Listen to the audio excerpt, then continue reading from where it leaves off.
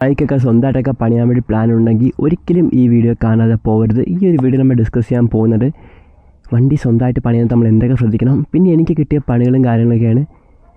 ഈ ഒരു വീഡിയോ ചെയ്യാൻ വേണ്ടി ആപ്റ്റായിട്ട് ഒരാൾ തന്നെയാണ്. കാരണം എൻ്റെ വീഡിയോ ഒക്കെ ചോദിച്ചാൽ തന്നെ അറിയാൻ പറ്റും ഞാൻ തന്നെ വണ്ടികൾ പണിയും കിട്ടും, ചിലപ്പോൾ അതിൻ്റെ ഇരട്ടി പണിയാകും, എന്നിട്ട് ഞാൻ ശരിയാക്കും. ആ ഒരു രീതിയിലാണ് എൻ്റെ വീഡിയോസൊക്കെ പോകുന്നത് തന്നെ.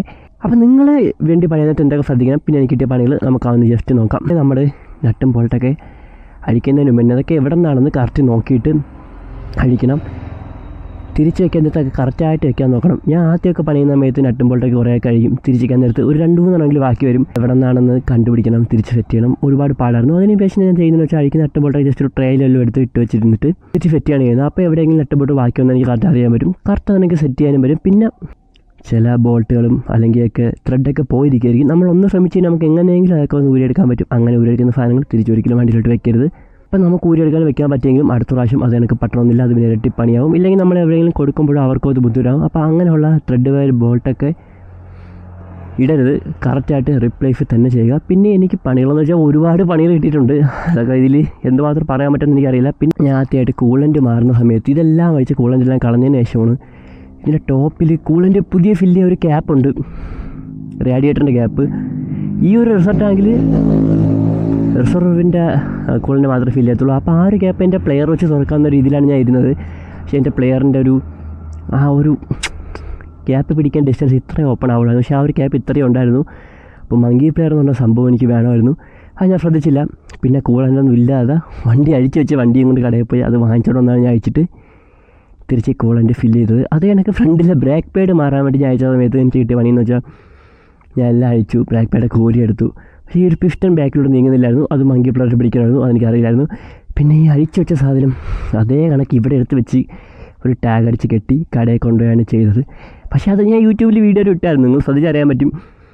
അഴിക്കുന്ന വേറൊരു സ്ഥലത്ത് വെച്ച് തിരിച്ച് സെറ്റ് ചെയ്യുന്ന വേറൊരു സ്ഥലത്ത് വെച്ച് അത് കറക്റ്റ് ശ്രദ്ധിച്ചാൽ മാത്രമേ അറിയാൻ പറ്റൂ. എങ്കിലും പിന്നെ അത് വീഡിയോയിൽ കാണിക്കേണ്ട ആവശ്യമില്ലാത്തതുകൊണ്ട് ഞാൻ പിന്നെ ഇട്ടില്ല, ചുമ്മാ എന്തിനാണ് കുളമാക്കുന്നത്. പിന്നെ കൂളൻ്റ് ചേഞ്ച് ചെയ്തതിലും അന്ന് എന്തോ ഒരു ഫാൾട്ട് ഉണ്ടായിരുന്നു. ആ ഒരു വീഡിയോ ഇപ്പോൾ എൻ്റെ ചാനൽ കിടപ്പുണ്ട്.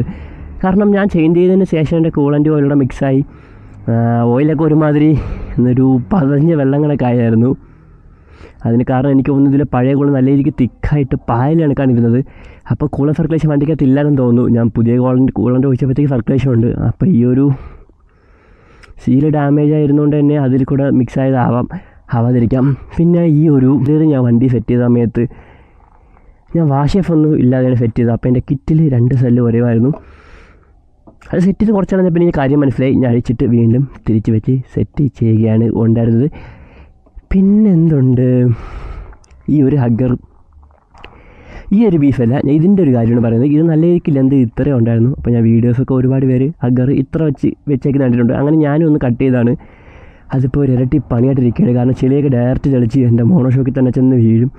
അപ്പോൾ ഇതിൻ്റെ പഴയ ഇരുന്ന മോണോഷോക്ക് അങ്ങനെ വീണാണ് പാഴിപ്പോയത്. അതിനുശേഷം ഞാൻ ഇപ്പോൾ എക്സ്പ്രസിൻ്റെ കയറ്റിയൊക്കെയാണ്. അതിന് ഇനി കഷ്ടമായിട്ട് ഒരു മഡ്ഗാർഡ് ചെയ്യണമെന്ന് പറഞ്ഞിരിക്കുകയായിരുന്നു. പക്ഷേ കുറേ നാളായി വിചാരം മാത്രമേ നടക്കുന്നുള്ളൂ, ബാക്കി പരിപാടി ഒന്നും നടക്കുന്നില്ല. കാർബറേറ്റർ ഞാൻ ഇതിൻ്റെ ട്യൂണിങ്ങിൽ ചെറുതായിട്ടൊന്ന് ഇടയ്ക്ക് വെച്ച് ദിവസം പണിതായിരുന്നു. അതെനിക്ക് 2 ദിവസം കഴിഞ്ഞപ്പോൾ തന്നെ പണി, 2 കുറച്ച് കഴിഞ്ഞപ്പോൾ തന്നെ നല്ല രീതിക്ക് പണിയായി കിട്ടുകയും ചെയ്തു. ഞാൻ ട്യൂണിങ്ങിൽ പണിത് എൻ്റെ വണ്ടിക്ക് ഒരു 30-40 മൈൽ ഉണ്ടായിരുന്ന വണ്ടിയാണ്. ചെറുതായിട്ടൊന്ന് ട്യൂൺ ചെയ്ത് കളിച്ച് അത് 26 ചെന്ന് എത്തിയായിരുന്നു. പിന്നെ ഒന്നിന് ശരിയാക്കിയതിന് ശേഷമാണ് അത് ശരി ആയത്. ഈ ഒരു സ്വിച്ച് ഞാൻ സെറ്റ് ചെയ്യാൻ നേരത്തായാലും എല്ലാം റെഡിയാക്കി കണക്ഷനൊക്കെ കൊടുത്ത് ഇത് സെറ്റ് ചെയ്യാൻ നേരത്താണ് ഈ ഒരു ഹാൻഡിൽ ബാർ സ്പേസ് ഇല്ലെന്ന് മനസ്സിലായത്. പിന്നെ നേരെ കടയിൽ കൊണ്ടുപോയി ഈ ഒരു സ്വിച്ചിന് ഒരു സ്പോട്ടർ ഉണ്ടാകത്ത് ആ ഒരു ഹോള് ഞാൻ മാറ്റി ഇടത് സൈഡിലോട്ട് വെച്ച് അടിച്ച് ഇത് നീക്കി വെച്ചിട്ട് അങ്ങനെയാണ് ഇത് ഞാൻ ഇവിടെ സെറ്റ് ചെയ്തിപ്പോൾ വെച്ചേക്കുന്നത്. പിന്നെ ഈ ഒരു ഫ്ലാപ്പ് നിങ്ങൾ കണ്ടിട്ടുണ്ടോ ഇവിടെ പൊട്ടിയിരിക്കുന്നത്. അപ്പോൾ ഇത് ഒരു സൈഡേ പൊട്ടിയിട്ടുണ്ടായിരുന്നുള്ളൂ. ഇവിടുത്തെ ഞാൻ നേരത്തെ പറഞ്ഞല്ലോ ത്രെഡ് പോയ ബോൾട്ട് ഇട്ടിരുന്നത്. അപ്പോൾ അത് ഊരാൻ പറ്റാത്തതുകൊണ്ട് ഞാൻ പൊട്ടിച്ചെടുത്ത്. കാരണം ഇതെന്തായാലും 130 രൂപ അടുപ്പിച്ച വിലയുള്ളൂ. എന്തായാലും ഒരു സൈഡ് പൊട്ടിയിരിക്കുകയാണ്. പൊട്ടിച്ചിട്ട് മാറാമെന്ന് വിചാരിച്ചാണ് ഞാൻ ഒട്ടിച്ചെടുത്തത്. മാറി വെച്ചിട്ട് ഞാൻ ഒരു മാസം അടുപ്പിച്ച് വെച്ചിരുന്നു. പിന്നെയാണ് എനിക്ക് മനസ്സിലായത് ഈ ഒരു സാധനം കിട്ടില്ലെന്ന്. പിന്നെ തൽക്കാലത്തേക്ക് അഡ്ജസ്റ്റ് ചെയ്ത് വീണ്ടും എല്ലാം തിരിച്ച് പക്കയായിട്ട് സെറ്റ് ചെയ്ത് ഇതിൽ തന്നെ വെച്ചിട്ടുണ്ട്. പിന്നെ എന്തൊക്കെയോ ഉണ്ടായിരുന്നു. അപ്പോൾ ഞാൻ എന്തായാലും അതൊക്കെ ഓർക്കുന്നതനുസരിച്ച് പറയുന്നില്ല. ഇതേപോലെ നിങ്ങളും വണ്ടി പണിതിട്ട് സ്വന്തമായിട്ട് പണിയുന്ന ഒരാൾ നിങ്ങൾക്ക് ഒരുപാട് പണികളൊക്കെ കിട്ടിയിട്ടുണ്ടായിരിക്കും. ആ ഒരു പണികളൊക്കെ നിങ്ങൾക്ക് പറ്റുമെങ്കിൽ ഒന്ന് കമൻറ്റ് ചെയ്തേക്ക്.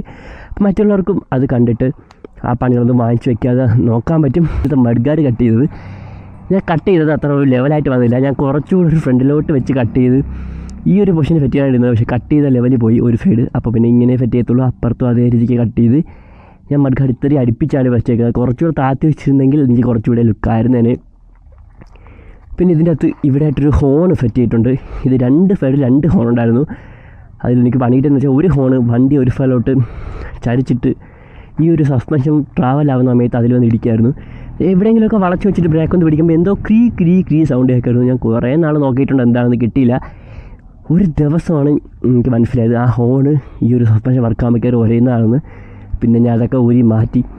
പിന്നെ ഈ ഒരു ഫോഗ് ലാമ്പ് ഞാൻ ആദ്യം സെറ്റ് ചെയ്തത് ഇതിൻ്റെ ക്ലാമ്പിന് ഇത്ര അടുപ്പിച്ച് ലെന്തുണ്ട്. അതിന് ശേഷമാണ് ഈ ബൾബ് അതിൽ വെക്കുന്നത്. പിന്നെ സെറ്റ് ചെയ്യാൻ സമയത്ത് ഈ ഒരു ഫ്രണ്ട് മഡ്ഗാർഡ് ട്രാവൽ ആകുമ്പോഴത്തേക്ക് ഇത് വന്ന് ഇടിക്കുമായിരുന്നു. പിന്നെ ഈ ക്ലാമ്പ് ഞാൻ കട്ട് ചെയ്ത് ലെന്ത് കുറച്ചിട്ട് പിന്നെ ഈ ഫോഗ് ലാമ്പ് ഇവിടെ കയറ്റിയത്. അങ്ങനെ ഒരുപാട് പണി കിട്ടിയിട്ടുണ്ട്. പിന്നെ ഈ ഒരു ഹെഡ്ലൈറ്റ് ടിൻറ്റ് ചെയ്തത് കഴപ്പ് കാണിച്ച് ടിൻറ്റ് ചെയ്തതാണ്. പിന്നെയാണ് മനസ്സിലായത് രാത്രി ഒരു പിന്നാക്ക് നിങ്ങൾക്ക് കാണാൻ പറ്റുമെന്ന്. പിന്നെ അത് കുറേ നാൾ ഞാൻ ലുക്കിന് വേണ്ടി വെച്ചിരുന്നു, ഈ ഫോഗ് ലാമ്പൊക്കെ ഉള്ളതുകൊണ്ട് വെച്ചിരുന്നു. പിന്നെ ഇടയ്ക്ക് വെച്ച് ഫോഗ് ലാമ്പൊക്കെ സീനായ സമയത്ത് ഞാൻ ടിൻറ്റ് ഉരുക്കി വന്നിട്ട് ഈ സ്റ്റോക്ക് ഹെഡ്ലൈറ്റാണ് യൂസ് ചെയ്തുകൊണ്ടിരുന്നത്. ഇപ്പം ഞാൻ തൽക്കാലത്തേക്ക് വേണ്ടി വെച്ചിട്ടുണ്ട്. എന്ത് പണിയാവുന്നൊന്നും അറിയാൻ വയ്യ. പിന്നെ വയറിങ്ങിൽ ഒരിക്കലും കളിക്കരുത്. ഞാൻ എന്തോ ആവശ്യത്തിന് ഒരു ചെറുതായിട്ട് കളിച്ച് എൻ്റെ ഇൻഡിക്കേറ്റർ ഫോണും അപ്പം തന്നെ അടിച്ചു പോയി. പിന്നെ എന്തൊക്കെ ചെയ്തിട്ടും കിട്ടിയില്ല. പിന്നെ ഈ ഒരു വയറിങ് കിറ്റ് ഞാൻ കംപ്ലീറ്റ് ആയിട്ട് റീപ്ലേസ് ചെയ്യുകയാണ് ഉണ്ടായിരുന്നത്. പിന്നെ ഇതിൽ മെയിനായിട്ട് കംപ്ലയിൻറ്റ് വരുന്ന വയറിങ്ങിൻ്റെ ഭാഗമെന്ന് വെച്ചാൽ ഇതിൻ്റെതും അതിൻ്റെതുമാണ്. കാരണം എപ്പോഴും നമ്മൾ ഹാൻഡിൽ അങ്ങോട്ട് തിരിക്കുന്നുണ്ട്, ആ ഒരു വയസ്സ് അവിടെ ഡാമേജ് ആവും. ഈ ഒരു വയറിങ് കിറ്റ് എൻ്റെ കടപ്പുകൊണ്ട് മാത്രമാണ് ഞാൻ റീപ്ലേസ് ചെയ്യേണ്ടി വന്നത്. അല്ലെങ്കിൽ ഇത് മാത്രമേ റീപ്ലേസ് ചെയ്യേണ്ടി വരുമാളായിരുന്നു. ഇത് രണ്ടും ഇപ്പോൾ പുതിയ വെച്ചേക്കുന്നത്. ഇപ്പോൾ തൽക്കാലം വണ്ടിയിൽ ഓറിയൻറ്റേറ്റഡ് ഒരു കംപ്ലയിൻറ്റും ഇല്ല. ജസ്റ്റ് ഒരു മീറ്റർ ഡിലേ ഉണ്ട്. അതെന്താണെന്ന് അറിയാൻ വയ്യ, അത് മാറ്റണം പിന്നെ എപ്പോഴെങ്കിലും. ആക്സിലേറ്റർ കുറച്ചുകൂടെ ഒന്ന് സ്മൂത്ത് ആവാൻ വേണ്ടി ഞാൻ ഇത് അയച്ചിട്ട് ഇതിൽ ഓയിലിടുമായിരുന്നു. പിന്നെയാണ് സംഭവം എനിക്ക് മനസ്സിലായത്. ഓയിലിടുന്ന സമയത്ത് നല്ലതൊക്കെ സ്മൂത്തായിരിക്കും. 2 ദിവസം കഴിയുമ്പോൾ അതിൽ വെള്ളവും മണ്ണൊക്കെ ഇറങ്ങി പിന്നെയും ഇത് ഹാർഡാവും. പിന്നെ വെള്ളം ഇറങ്ങുന്ന സമയത്ത് ഇതിൻ്റെ അകത്തുള്ള ഓയിൽ ഒലിച്ച് ഇവിടെ അങ്ങ് ഇറങ്ങും. അതിനുശേഷം ഇതിൻ്റെ അകത്ത് ഒരു ഓയിൽ ടച്ചും ഈ ഒരു സാധനത്തിൻ്റെ ഇവിടെ ഒരു ലൈറ്റ് വരുമായിരുന്നു എൻ്റെ പഴയതിൽ, ഒരു ബ്ലൂ കളർ, അതങ്ങ് അടിച്ചു പോയി. അപ്പോൾ എനിക്ക് ആ സംഭവം മനസ്സിലായി. അങ്ങനെ എന്തുമാത്രം പണികളും ചെയ്തിട്ടുണ്ട്. അതൊക്കെ കണ്ടുകൊണ്ടിരുന്നിട്ട് ഇറങ്ങി പോവാതെ എൻ്റെ ചാനലൊന്ന് സബ്സ്ക്രൈബ് ചെയ്ത് ഇതിനൊന്ന് ലൈക്ക് കൂടെ അടിച്ചേക്ക്. നിങ്ങൾ സ്വന്തമായിട്ട് ബൈക്ക് പണിയുന്ന സമയത്ത് ഒന്നില്ലെങ്കിൽ നിങ്ങൾ പണിത് മടുക്കും, ഇല്ലെങ്കിൽ നിങ്ങൾ പണിത് പഠിക്കും. എനിക്കിപ്പോൾ അത്രേ പറയാനുള്ളൂ. എന്തായാലും ആദ്യം പണിതൊക്കെ തുടങ്ങുന്ന സമയത്ത് നല്ല രീതിക്ക് പണികൾ കിട്ടിക്കൊണ്ടിരിക്കും. പണിതുകൊണ്ട് പോകുന്ന സമയത്ത് അതിൻ്റെ ഒരു ഇൻറ്റൻസിറ്റി ഫ്രീക്വൻസി കുറഞ്ഞു. ഇപ്പം ഞാൻ അങ്ങനെ ചെയ്യുന്നില്ല. എനിക്ക് വല്ലപ്പോഴും മാത്രമേ പണിയിട്ടുള്ളൂ, ബാക്കിയെല്ലാം സക്സസ് ആണ്. അപ്പോൾ ആരൊക്കെ എന്തൊക്കെ പറഞ്ഞാലും എന്തൊക്കെ പണി കിട്ടിയാലും നിങ്ങൾ സ്വന്തമായിട്ട് പണിത് വണ്ടി ഇറക്കുമ്പോൾ ഉള്ള ഒരു സാറ്റിസ്ഫാക്ഷനും സന്തോഷവും വേറെ ഏത് ഷോറൂമിൽ എവിടെ കൊടുത്താലും നിങ്ങൾക്ക് കിട്ടാൻ പോകുന്നില്ല. അത് ഞാൻ ഇപ്പോഴും നിങ്ങൾക്ക് അഷ്വർ ചെയ്ത് തരാം. അത്യാവശ്യം പണിയൊക്കെ ചെയ്യാൻ പഠിച്ചു തന്നു കഴിഞ്ഞാൽ നിങ്ങൾക്ക് എന്തായാലും നല്ല രീതിക്ക് യൂസ് വരും. എവിടെയെങ്കിലും വെച്ച് പെട്ടുപോയാലോ അല്ലെങ്കിൽ ഇനി തൊട്ട് നാളെ തൊട്ടൊക്കെ ഓണമൊക്കെയാണ്. അപ്പോഴത്തേക്ക് വർഷമൊന്നുമില്ല, പണി എനിക്ക് അറിയാമെങ്കിൽ നിങ്ങൾക്ക് തന്നെ പണിത് വണ്ടി ഓടിച്ച് നടക്കാം. അല്ലെങ്കിൽ പിന്നെ ഓണം കഴിഞ്ഞ് മെക്കാനിക്സ് ഒക്കെ വരുന്നതായിരിക്കും, വെയിറ്റ് ചെയ്യേണ്ടി വരും. അപ്പോൾ ഇതുപോലത്തെ കൂടുതൽ കണ്ടൻസിനായിട്ട് എൻ്റെ അക്കൗണ്ട് ഒന്ന് ഫോളോ ചെയ്ത് എന്നെ സബ്സ്ക്രൈബ് ചെയ്തേക്കുക. എൻ്റെ ഇൻസ്റ്റാ ലിങ്ക് ആണെങ്കിൽ എൻ്റെ അക്കൗണ്ട് ബയോത്തിനെടുത്തിട്ട് അതുകൊണ്ട് ഒന്ന് ഫോളോ ചെയ്യുക. അപ്പോൾ ദാറ്റ്സ് ഇറ്റ് ഫോർ ടുഡേ. പുതിയ വീഡിയോ കാണുന്നവരെ ബൈ ബൈ.